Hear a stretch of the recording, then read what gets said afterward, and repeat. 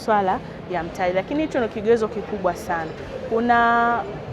Kuna masuala ya dhamana, lakini katika hiyo dhamana vile tumeingia mahusiano mazuri sana na Benki ya Kilimo ambayo inasaidia kwenye masuala ya dhamana mpaka kwa vijana mpaka 60-70 wanaweza kudhaminiwa na Benki ya Kilimo, alafu wanaweza kuja kuchukua mkopo kwetu.